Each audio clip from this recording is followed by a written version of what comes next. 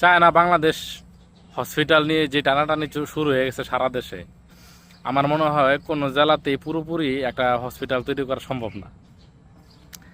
কি কারণে বললাম? কারণ হচ্ছে যে সিলেটবাসী চাচ্ছে যে আমাদের এখানে, আমাদের সিলেটে হোক। আহ, রংপুরবাসী চায় আমাদের রংপুরে হোক। বরিশালবাসী বলতেছে যে আমরা সবচেয়ে বেশি অবহেলিত, তো চায় না বাংলাদেশ হসপিটালটা আমাদের বরিশালে হোক।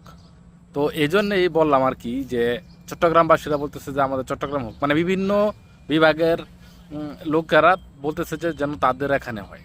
তো তাহলে আমার কথা হচ্ছে যে একটা হসপিটাল, চায়না বাংলাদেশ হসপিটাল, একটা হসপিটাল হওয়ার কথা, সেটা এতগুলো জেলাতে কিভাবে স্থাপন করা হবে?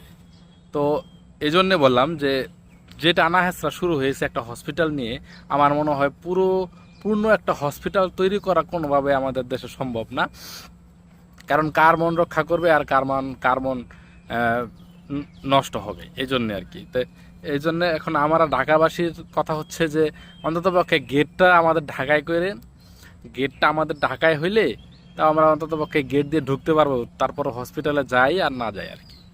তো হসপিটালের গেটটা আমাদের ঢাকায় রাজধানী যেহেতু, সেখানে ঢাকায় আমাদের মেন গেটটা থাকবে শুধু। আর বিভিন্ন ইউনিট বিভিন্ন এলাকায় দিয়ে দিবেন। যেমন বন্যা কবলিত এলাকাতে আপনার পানির ইউনিটটা দিয়ে দিবেন, মানে পানিতে অসুস্থ হয়ে যারা মারা যাবে বা চিকিৎসা নেবে তাদেরকে, এরকম করে বিভিন্ন এলাকায় বিভিন্ন একটা ইউনিট দিয়ে দিবেন আর কি। এই হলো আমাদের ঊর্ধ্বতন কর্মকর্তাদের উপর আমাদের দাবি। তা না হলে, কারণ সবারই তো চাহিদা আছে, সবারই তো হসপিটালের দরকার আছে। আমাদের তো আর হসপিটালে একা হলে আর চলবে না, দেখা যাচ্ছে যে অবস্থা আর কি দেশের।